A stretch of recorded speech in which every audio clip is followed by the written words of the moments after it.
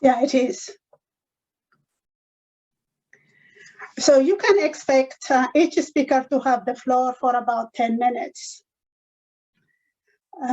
Again, a reminder, if you have any question during the presentation, please type them in the chat. We will bring them up after the presentation. So we will not interrupt the panelists. We will just bring them at the end of the presentation. So to introduce the panelists, our first speaker is Marco Campana. Marco Campana has worked in some form of newcomer serving sector, communication and digital services for over 28 years.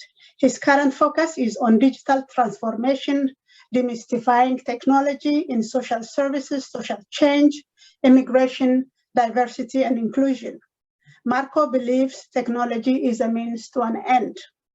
Marco will provide some context for our sector innovation. He will share interesting practices and good ideas we have seen before and during the pandemic. The focus will be broad, looking not only at technology, but service design and innovation.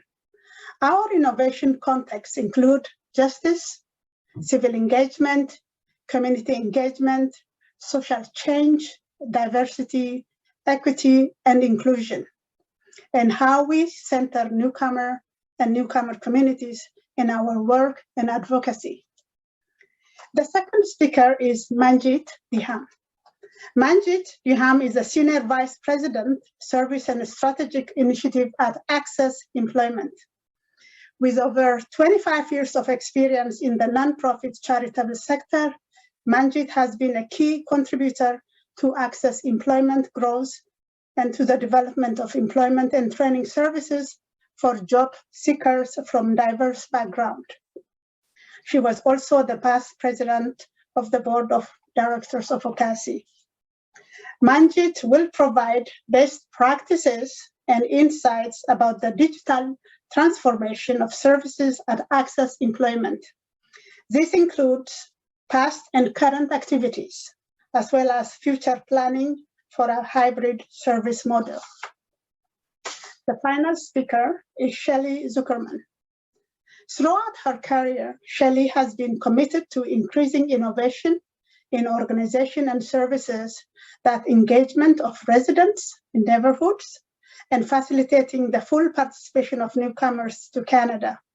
Shelley has been the executive director of North York Community House for the past 29 years.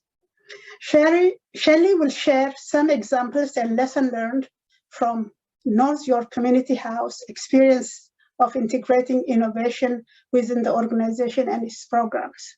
We have three dynamic people that have a broad experience in settlement services. Now, without further ado, we will turn the time over to the presenters. Marco? Thanks very much, Etta, and hi everyone, and thank you for having me. My role, as Etta mentioned, is to set the stage, looking at where innovation aligns and intersects with our sector's values and how we can look at our work with a future-focused lens. So when it comes to innovation and our future, I'd like to remind us of where our roots are. Over 20 years ago, the sector created 12 core values, and these must ground us as we look at innovation and as we reach for technology solutions. Our solutions must be aligned with our values. If you haven't seen these core values before, they're worth looking at to see how they fit with your and your organization's approach to service, but also how they clearly intersect with newcomer-centric approaches that should guide how we develop any services with or without technology. And what I want to show and want us to realize is the complexity of our own sector. A quick glance at our sector ecosystem provides a sense of the context we're working in, as well as the competencies and capabilities that we need. We need to be looking at these with both near and long-term future views and perspectives in mind.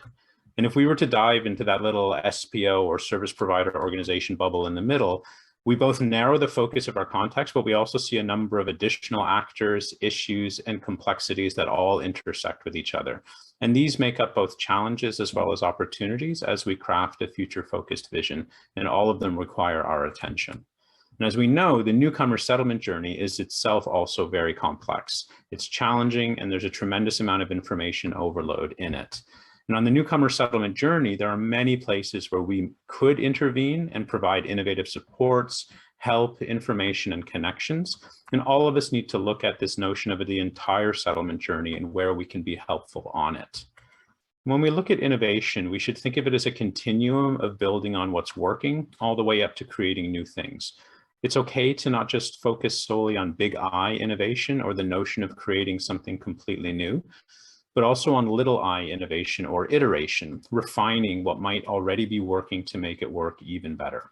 And centering newcomers and communities in innovation in this work is essential. Sometimes an iterative approach can lead to something new or big I innovation, but even if it doesn't, our mindset should be about constant improvement, asking ourselves, how can we create better outcomes for newcomers and communities? So the conversation should be focused on that, newcomers and community change. Our sector values map very nicely with what the anti-poverty organization Tamarack Institution's notion of community change is. Technology isn't mentioned here. Technology itself is not what we should be immediately thinking about when it comes to innovation, but technology can certainly be an enabler and a tool to move us towards change and innovation. So let's talk briefly a little more about that notion of innovation. Too often we hear about disruption when it comes to innovation, the idea that systems need to be broken apart and dismantled. Perhaps we could talk about innovation in a way that aligns more with our core values. Some people have coined the term constructive innovation instead of disruptive, a building rather than breaking systems mindset. And this notion already exists in models of community innovation where we build on rather than dismantle community. We identify needs and community assets. We increase our understanding of the issues to generate ideas to test and implement solutions that lead to new ways of addressing complex issues. We evaluate and revisit that process over and over again. It's a constant and inclusive process. It's collaborative with the people that we are working with, not simply working on. And it's essential that it builds on what the community already has. It includes an asset approach and mindset when looking at community. And whenever we work towards creating accessible, flexible, or more choices for newcomers to access the services they need, newcomers must be at the center of our solutions, our innovations, our iterations. And this isn't new for us. When I started in the sector almost 30 years ago, this is the model that I was taught from a popular education perspective of how to start creating anything new. We start with newcomers and communities.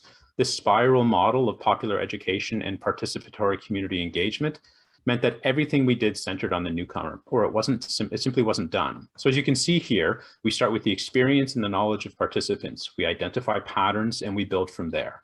Ultimately, we make sure that what we are iterating and changing as we go and from what we're learning. And through it all, as you see in the middle, we're challenging power relations. We're challenging issues of equity and inclusion, disconnect and divides in our society. So today, innovation has been commodified and professionalized. We hear it called user experience, human-centered labs, service design, social innovation, social R&D, et cetera. Language in these professional sectors is used to exclude and create power structures where you're not innovative if you don't use the right lingo or the right models. When really we're all talking about the same things, centering newcomers in our work. When we get past the lingo, we discover that we might actually be talking about addressing social justice, using popular education and community engagement techniques to address power, inequity, and oppression. But there is a breakdown in the communication between our sector and the social innovation sector when it comes to some of these conversations. Now, that doesn't mean that the models are not useful. So when we take some of these models of innovation and digital competencies, for example, and incorporate them into our sector, we can use them. So in this case, Net Hope, an organization that supports international humanitarian organizations in their digital transformation, has created a model for the digital nonprofit that looks at 6 core areas: people, processes, technology, data, investment, and readiness. If we look at their categories in our context, some specifics emerge where we should and could be focusing. So this is my sort of half-baked version of their model applied to our sector. We can start to see what our priorities might be. At the core, at the center, is that notion of the newcomer-centric data, creating a seamless newcomer settlement experience journey. And in a previous iteration of this diagram, I had called this clients, but in a conversation recently, I realized how limiting that is for our thinking. We need to be centering newcomers, whether they access our services or not, in our plans. right? Not just clients who access our services. So when we think about people in our context, we're talking about professional development in our context, building a competencies framework for our work, including knowledge mobilization and transfer. When we're looking at process, we're talking in this case about digital, data, maturity, risk frameworks, innovation frameworks, frameworks we can not only build on, but learn from, borrow, customize, and implement in our sector. Technology in our case needs to be tempered with digital inclusion and equity. This needs to align with our sector values of access, anti-oppression, and inclusion. When we're talking about readiness, this is where we're talking about those baselines in hybrid or digital service delivery, where we have a common minimum standard or floor of infrastructure and competencies that no agency and no individual should fall below. We can certainly exceed those baselines and we should strive to, but at their core, we all should have access to build those baselines. When it comes to investment, I like to use what Alan Broadbent from the Maitrey Foundation called the 3 I's of immigrant integration: intentionality, instruments, and investments. So we need to be strategic, we need to be intentional about what we're doing, we need to have the right instruments, tactics, or technologies in order to address what we're being intentional about, and we need investments in those instruments and in that strategy in order to make it happen. And data is key to a lot of that. In this model, again, the newcomer is at the center. It's really about us being newcomer-centric, fully understanding newcomers and communities in order to create that seamless settlement journey for them. Understanding newcomers makes technology and service intervention decisions around innovation much easier. So over 20 years of research and evidence shows that we are innovative. And right now, because of the pandemic, we're very focused on the technology side of innovation. But what we can see, for example, is I'm just going to show a snapshot of a few areas where our sector is working innovatively when it comes to technology. So this is a bunch of different assessment and data initiatives in our sector that are looking at intake assessment and tracking systems that are trying to create innovation in those processes and data management. There are also other interesting examples around automation and online support. So there's an orientation to Ontario chatbot. Access Employment has created a virtual employment and resource attendant chatbot. And in Niagara, the newcomer mental health support chat actually connects newcomers with staff in multilingual channels. Agencies are also creating their own apps. The Arrival Advisor app serves BC, and as of 2 days ago, Manitoba. There's a Welcome to Alberta app, the Point B app from the YMCA in Hamilton and Brantford. Mennonite New Life Center is using what is called a white label solution. They've worked with iSent, which is an app provider that doesn't require the organization to recreate an app themselves, but basically builds on and customizes an existing app framework. We've been trying to figure out new and innovative ways to provide information for some time. So all of those previous projects predate the pandemic. There were innovations that were in progress before we all moved to remote and digital work. Similarly, organizations have been offering webinars, creating video orientations, providing service through digital channels and messaging channels like WhatsApp for some time. Before there was formal pre-arrival, we were all doing pre-arrival work. I like to show that image of settlement.org from 2001. This is what it looked like 20 years ago, right? These things have been around for quite some time. And if you're looking to create digital literacy resources for newcomers, don't, because the sector is already building and creating these types of resources ready for replication, ready for reuse in your organization. And there are many examples of resources that have been created during the pandemic to help people access services online and digitally and remotely. The reality is that newcomers themselves have always created networks that existed outside of our formal service ecosystem as well. And this has also gotten stronger with digital. So we also need to realize, for example, in the top left, these are sites, Canada Visa, Canadian Desi, 51.Canada, that have existed for decades, online discussion boards that newcomers have used in their settlement journey. On the right are some of the newer resources that have started to come out, where newcomers themselves are creating online social networks, information sites, even new media sites. The other thing we need to realize is that online groups and digital messaging apps and channels mean that the conversation is actually increasingly private and hidden from us. So what's our role in accessing those types of service interventions? At the same time, newcomers are also very public. Just as they've migrated to new and private channels and platforms, they're sharing their experiences with each other. A quick search of First Days in Canada on YouTube shows us these viral videos that have 1.3 million views, 179,000 views. 766 views, but also 203,000 views. These are newcomers. These are the new influencers. And how can a connection with these influencers help our organizations in the service that we're providing? So again, we want to help our funders understand some of this, understand these 3 I's of immigrant integration. We need to be more open about sharing. We need to be more confident about sharing. We need the funder to share with us what they're funding. We need to mobilize knowledge across our sector. And we also need to figure out what comes now and next. So just to leave you with a final couple of questions around if we're creating an innovation vision of our sector, is who is creating that vision? Who gets to lead and shape that dialogue? Who gets to decide how we define innovation? And what do they think about our sector when it comes to innovation? And what do we think? What are our assumptions? What are the things we want to think about and the way we want to approach innovation? So I think these are important questions we need to be asking out loud as a sector as we continue to define innovation. Thank you. Thank you, Marco. Next is Manjeet. Thank you very much. Just going to take a moment to share my screen.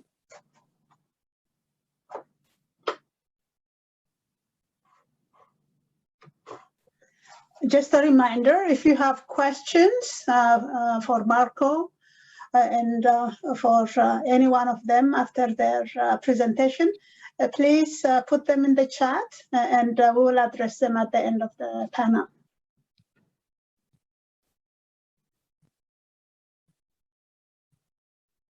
Okay. Can everyone see my screen okay? Atta, does that look okay? Yeah, it is okay. Great. Okay, perfect. Thank you so much. And thank you, Marco, for that great introduction. And thank you, OCASI, for hosting this. This is, it's my pleasure to be here. Atta's already introduced us. My name's Manjeet. I'm with ACCESS Employment. I'm going to talk specifically about our digital transformation at ACCESS, so as part of this theme of innovation. So I'm not going to go into too much detail about ACCESS, but if anybody wants more information about the organization, please feel free to reach out to me and ask. But essentially, we are a nonprofit organization that focuses on employment services, and we specialize in serving the needs of newcomers, specifically with employment. And with regards to the history of services and digitalization at ACCESS, I think, like many nonprofits, really the history of our services, and ACCESS has been around for almost 35 years, we were very much rooted in in-person interactions. Like most human services, that in-person contact is so important.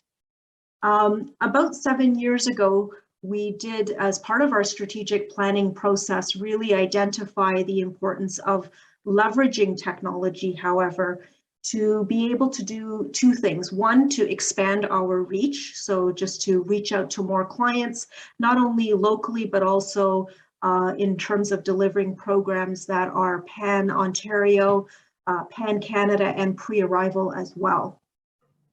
And so to that end, we embarked on our journey towards digital transformation. Early on in 2015, we had developed kind of our first e-learning platform. It was very much a standalone platform. We used Moodle, and it was really that capacity that allowed us to be funded for pre-arrival services back in 2015.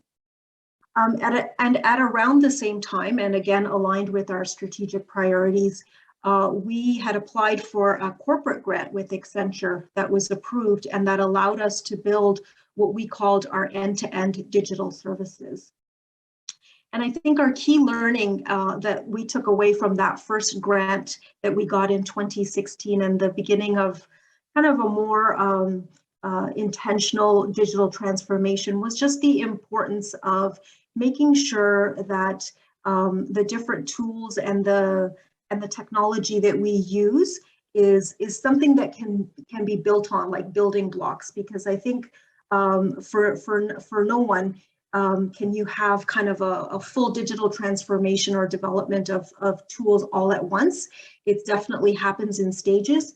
So you want to be very mindful of picking some core platforms that can easily be expanded and integrated with new tools as you grow.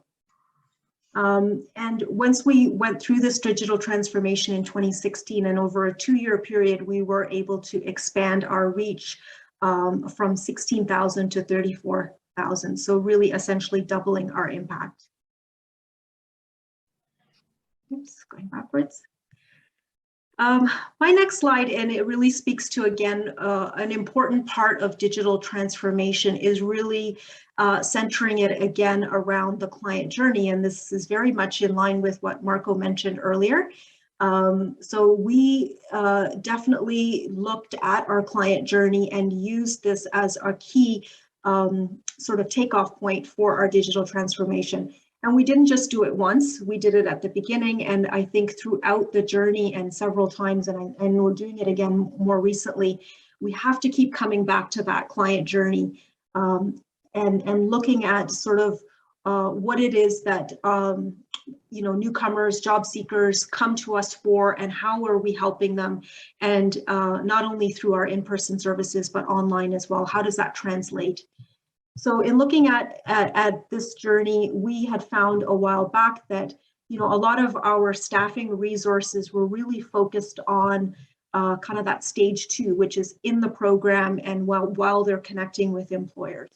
So a lot of our staff are, of course, that's where they're focused.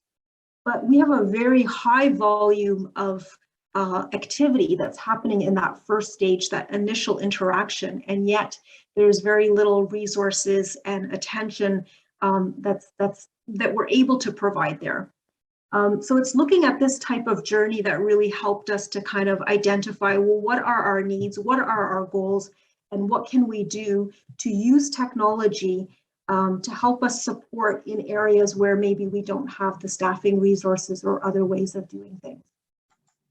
So that initial interaction became very important as we looked at ways of using technology to help us, to help clients through this journey.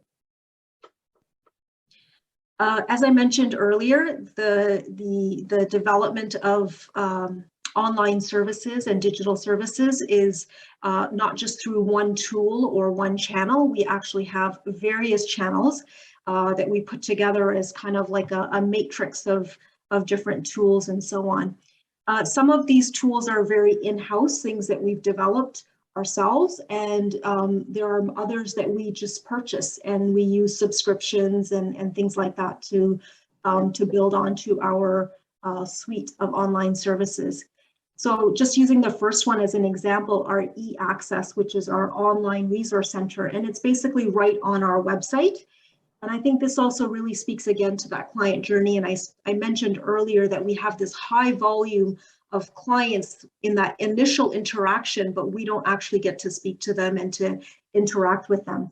We wanted to make sure that kind of the gateway to our services, which is our website, became more interactive and more provided more depth of service. And so that's why we created our online resource center. Just some of the other things, again, different softwares and subscriptions as other people have for webinars and so on. That's our virtual conferencing. But using other technology such as Brazen, which is an online job fair platform. Again, not something we created, but we just purchased the license to do. Spark Hire is something that we use as an organization in our own hiring practices. So just to do online interviews, but then we also use it with our clients to help them to practice their interview skills and provide them feedback and so on. LinkedIn Learning, I think people are quite familiar with, and we've been using this for a number of years. So using the licenses and finding courses that are already developed and integrating them into our programs and services. And in addition to LinkedIn, we're also working closely with IBM and their Skills Build platform, which also offers a library of technical training. I also want to highlight our learning management system, or our e-learning modules. And we use a program called Talent LMS, which, as I mentioned earlier, is integrated into our client database, so we can really track client activity and so on. And so speaking about our talent LMS, I just wanted to highlight some of the offerings that we have through our e-learning, and they very much reflect a lot of the workshops and in-person services that we offered. So not only around job search, but also some of the soft skills around leadership, communication skills, and so on.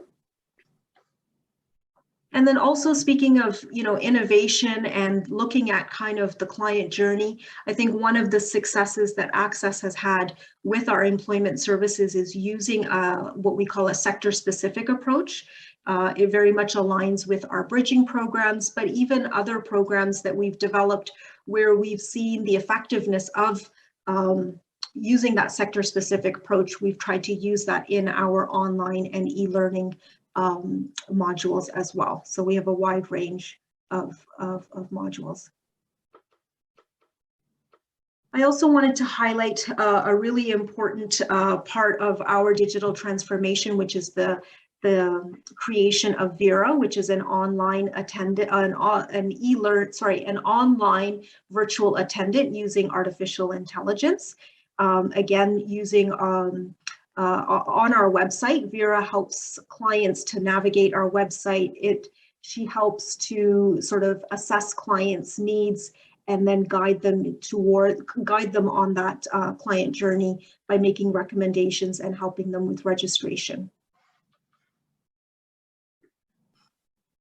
So before the pandemic, about 30% of our services were online. So I mentioned the pre-arrival program and some of our other services, but there was still that other 70% that was very much in person and wasn't using a lot of technology. So it became really important that during the pandemic, we had to not important, but it became necessary that we had to take this kind of core capacity that we had and take it from the 30% to 100%. So there was a lot of work that needed to be done around change management, around new technology and hardware, laptops for everybody and so on, new licenses and so on. I think everybody's been through that journey, but it really accelerated what we probably would have done over several years. And we did it within several months through the pandemic. So, but what we really did is we kind of just pushed our service delivery again out of necessity from, sort of one end of the spectrum of being in person and gradually moving to online to being 100% online. And I think moving forward and looking beyond the pandemic, we really need to look at how we now create something that's for the future, looking beyond the pandemic, and that would be sort of a hybrid model. And as we do that, we again go back to that client journey, and we need to examine the process that we're using as we're examining each one of those service touch points and considering what is the optimal or most feasible service option for clients. If it's in person, is it online, or is it a blended approach? And we know that there can be complexities, of course, with each one of those areas, and we're looking at those things. Something as simple as, for example, a workshop that we used to deliver online. Now we used to deliver it in person. Now we're delivering it online. In the future, how will we deliver it? Will it be one or the other, or will we have a blended model? And so when we make those kinds of decisions, we'll have to look at various key considerations and drivers. And in the future, we'll be really balancing not only the hybrid service model, but looking at the hybrid working model as well for our staff, because we know that the digital trend, like before when we were delivering online services, it was still with staff in the office. Now that they're working from home, how do we balance that? And again, going on that important piece about really looking at the needs of clients. And so we've been gathering lots of feedback from clients on their preferences, on what makes our services more accessible to them, what makes it more effective, and so on.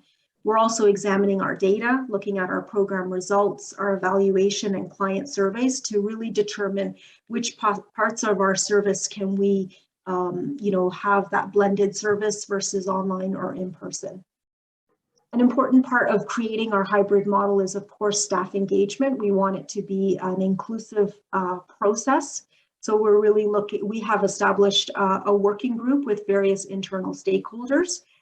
So not only service delivery, but also looking at IT, HR, administration, because all of those different stakeholders will play an important part in building out our hybrid model.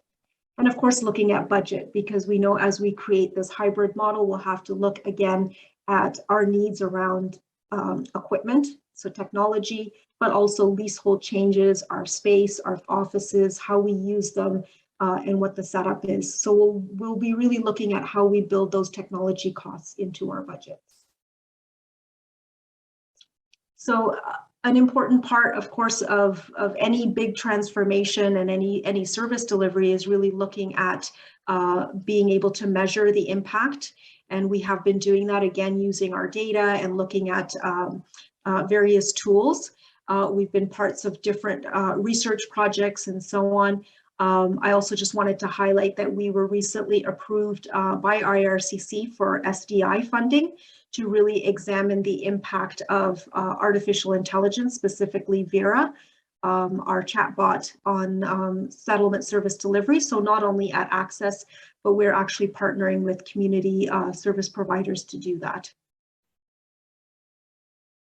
So that's it for me for now. I'm going to turn it over to Shelley. Great, thank you. I'm going to just share my screen and I will be with you in a minute. Okay, great. Can see everything?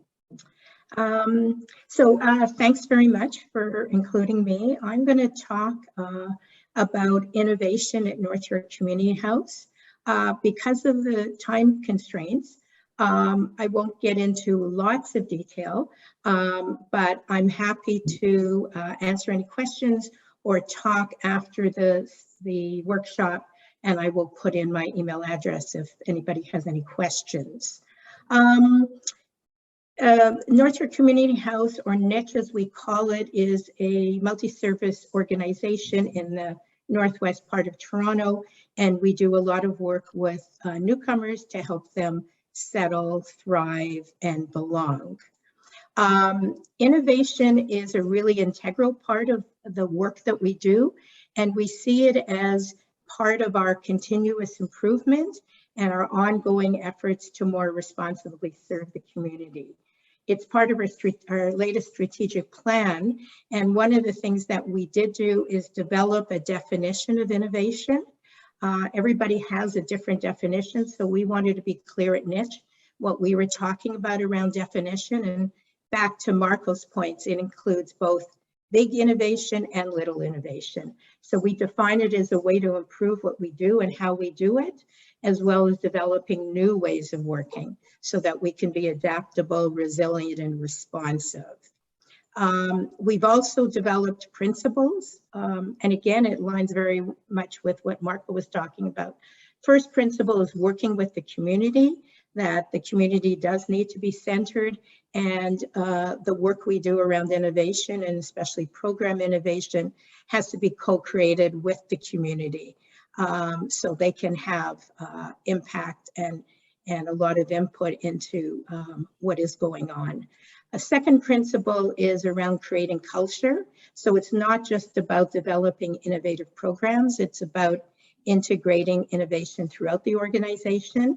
And so we try to adopt a learning mindset and create a work environment where staff and the community members that we work with have the chance to experiment and be creative and try out new things.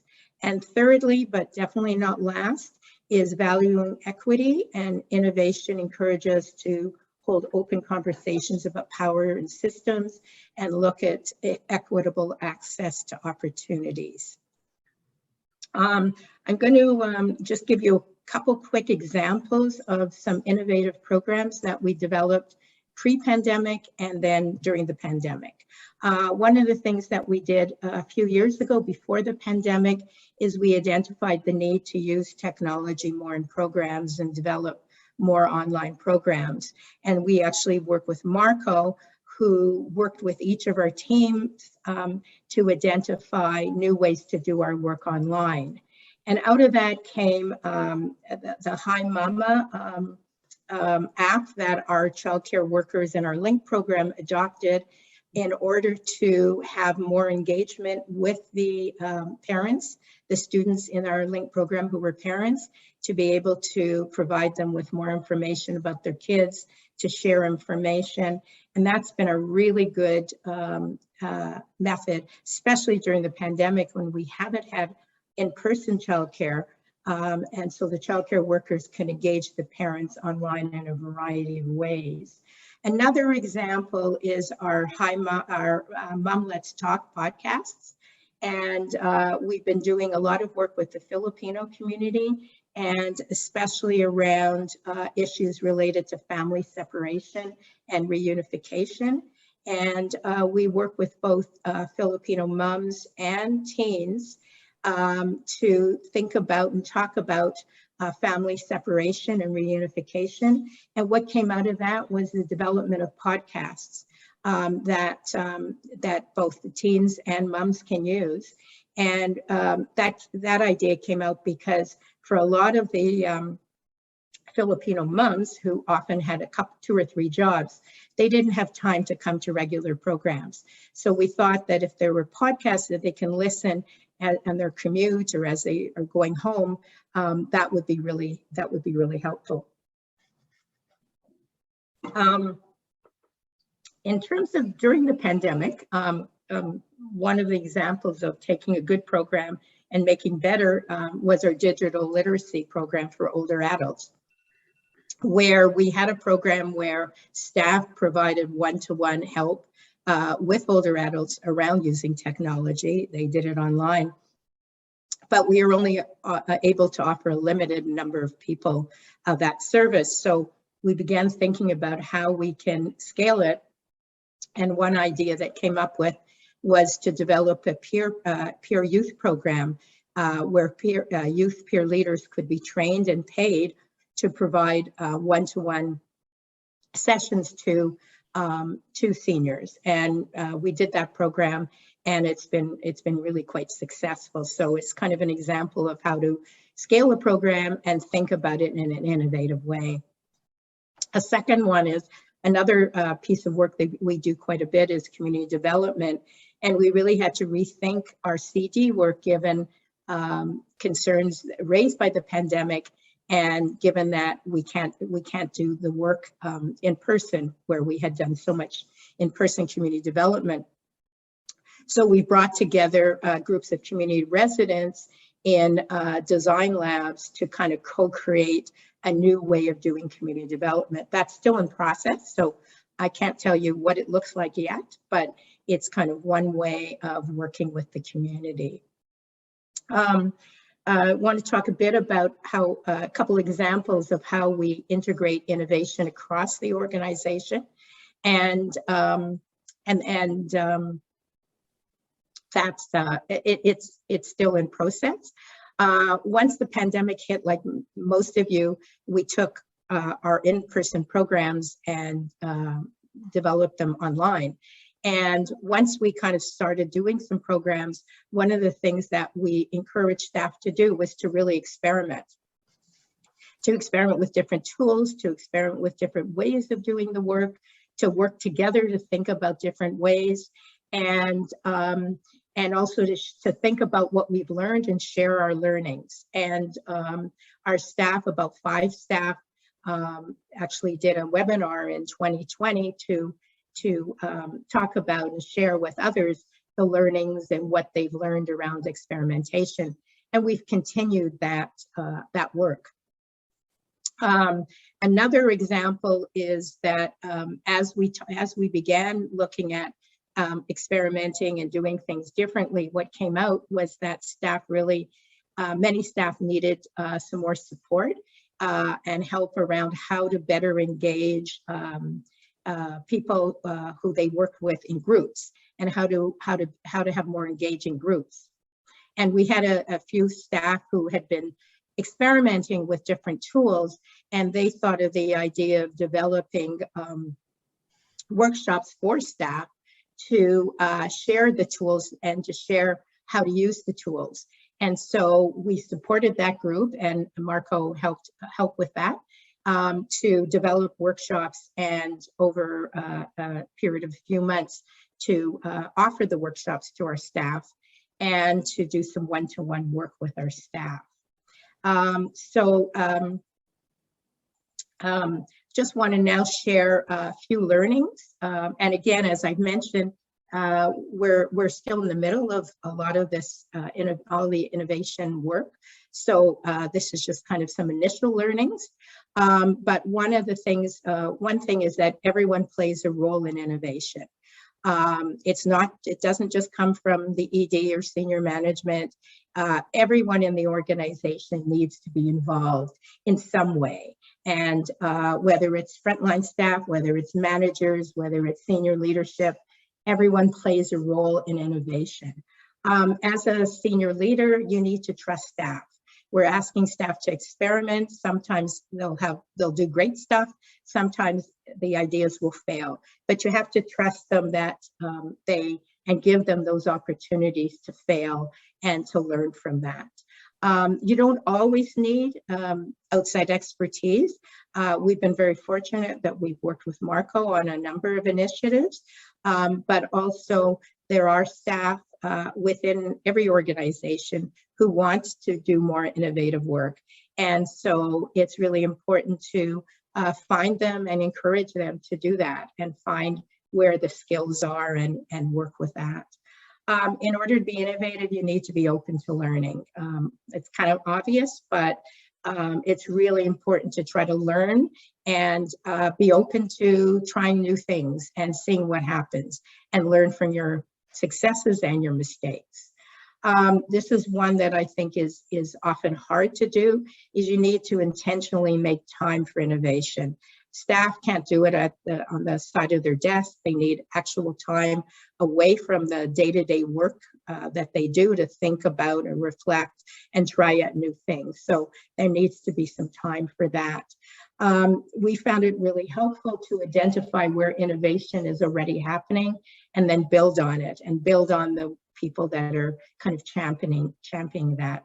And the last, from a senior management point of view, is you can't be a control freak. You have to give staff at all levels the opportunity to try new things and see and support them, see what they need, provide that coaching and mentorship, and then let them try new things.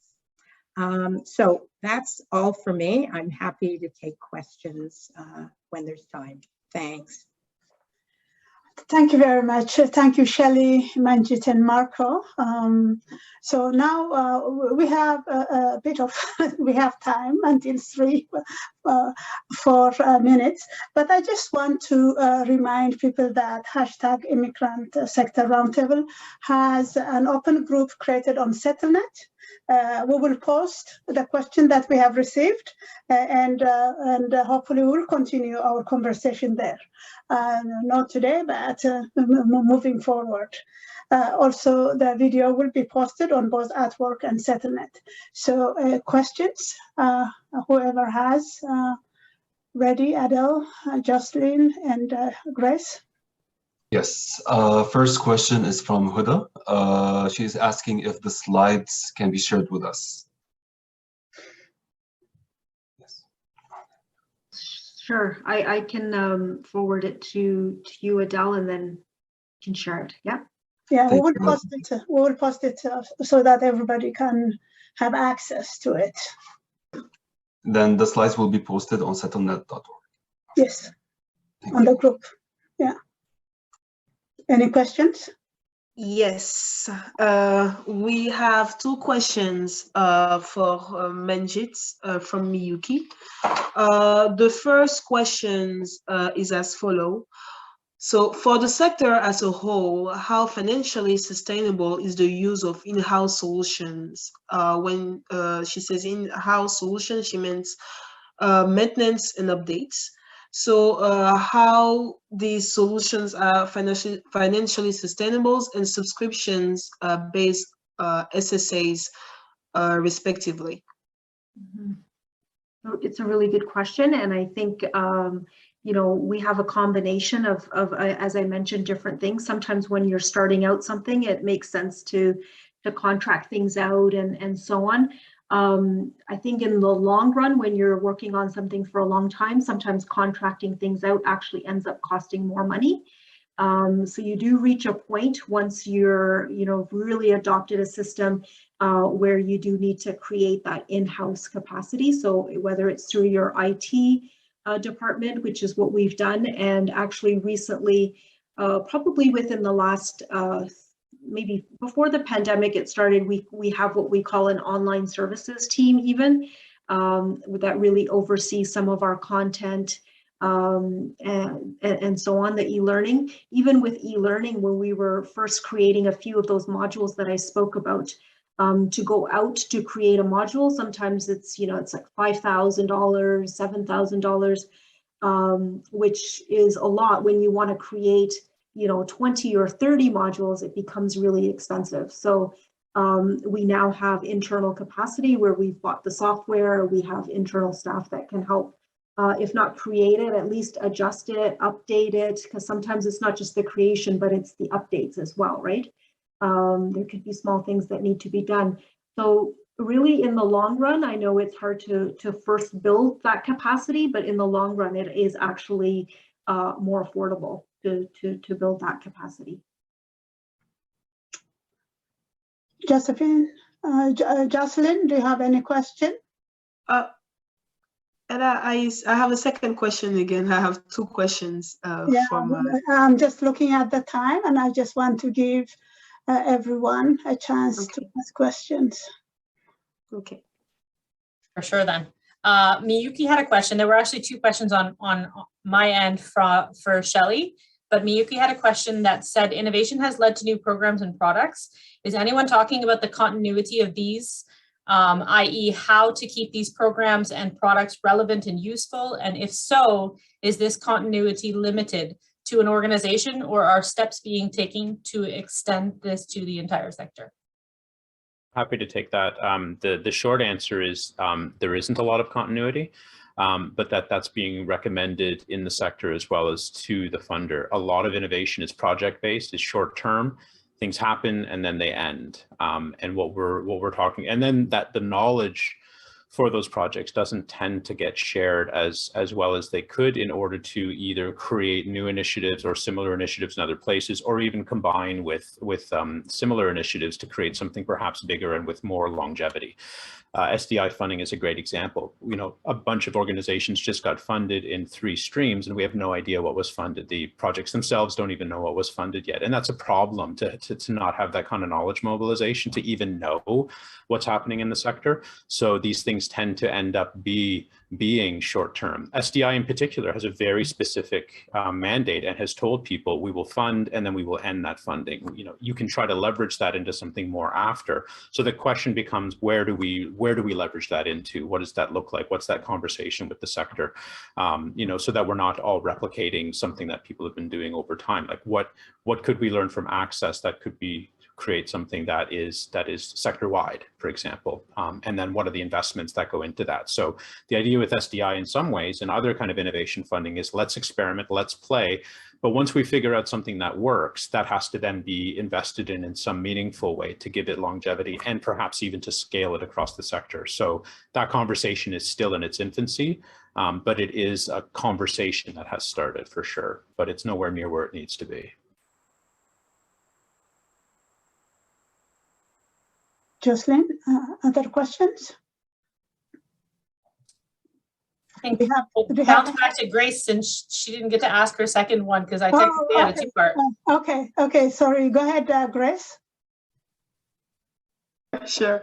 The second question is regarding the SSA solutions, and it's for Manjeet. How affordable is finding ones that align well with the sector's values, as well as easy for service provider to implement it? Sorry, how effective is what? What did you say? How effective sorry, I will go back again. Okay, so how affordable is finding SAA solutions that align well with the sector's value, as well as easy for services provider to implement? So my apologies, what's SAA? Yeah. Maybe I use that. She meant software as service. So, you know, I think that whenever we've purchased any software, even like doing some of the larger builds, we've always done a very comprehensive comparison, looking at prices and of course, not just the upfront, again, development costs, but the ongoing maintenance too for each item. Those are all really important pieces.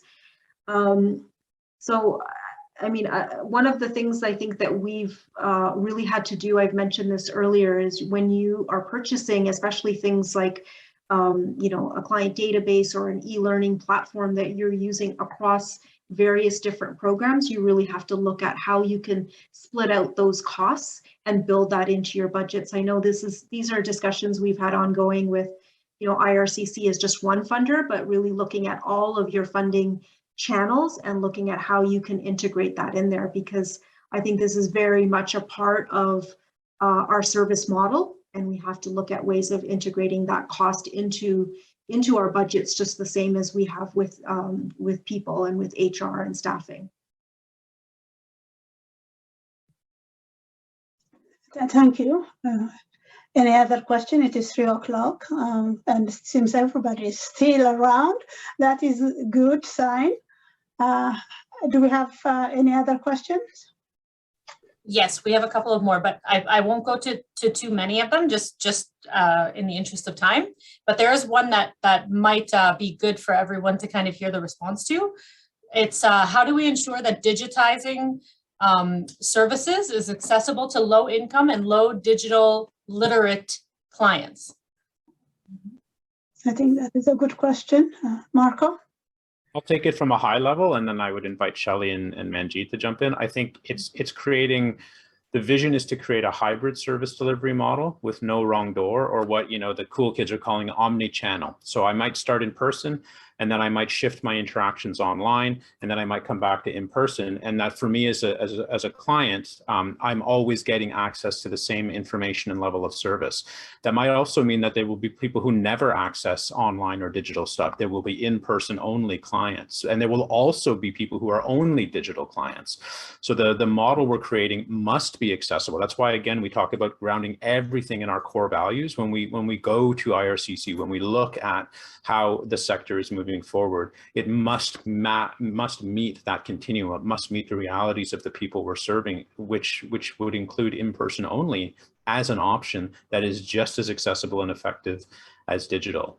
There is also the notion of working with people who are not digitally literate to help them become digitally literate, because that is also the way that the society is moving in that direction. And those people want to access banking and government and business and employment services.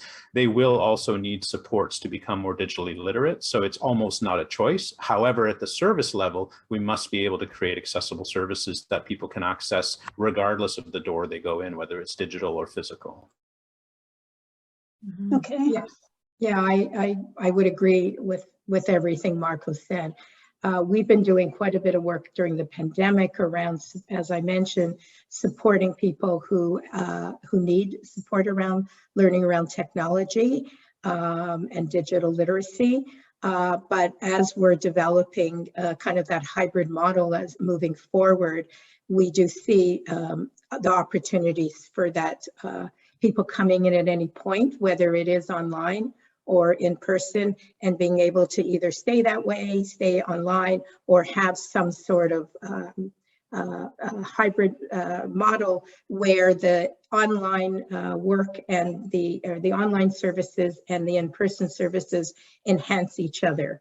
And that's still what we're working on, but there is definitely there are people who prefer one kind of service than the other, or feel more comfortable with it, and we want to ensure that that's all accessible.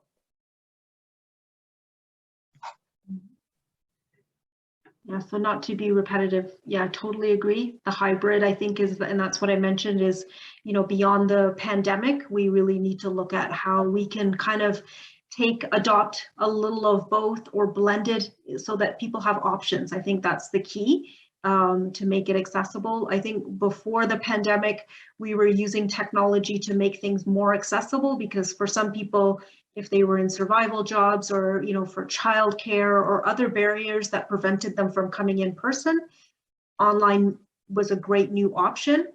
But now that we're 100% online because of necessity and the pandemic, we're also seeing the people who are now not able to access services because of digital literacy and technology barriers and so on. So I think the answer, of course, is always being able to respond to the individual client needs and so on. And of course, that digital literacy is something that we do need to keep building. Okay, thank you very much. Just one more thing. I think it's really important as a sector also for us to advocate for more digital literacy equity. So the people that we work with who do want to have online services can have that and can have cheaper Wi-Fi and et cetera, and access. Yeah, this is great. It has been really great. I know 1 hour now. I understand 1 hour is not enough. However, we said 1 hour, and we'll just wrap it up. Thank you very much, everyone. We appreciate you being here. We will be sending a survey to collect feedback about this event. We will also include questions if you want to organize the next event. So, as I said, you know, we are hosting, but it is each organization or a group that organize the event. If you are interested in any event, in any topic you want, please let us know. But we will also put that question in the survey. Thank you very much, and have a nice afternoon. Thank you. Yeah, it seems like everybody is not leaving. They want to continue the conversation. Join us on SettleNet and we'll continue it there.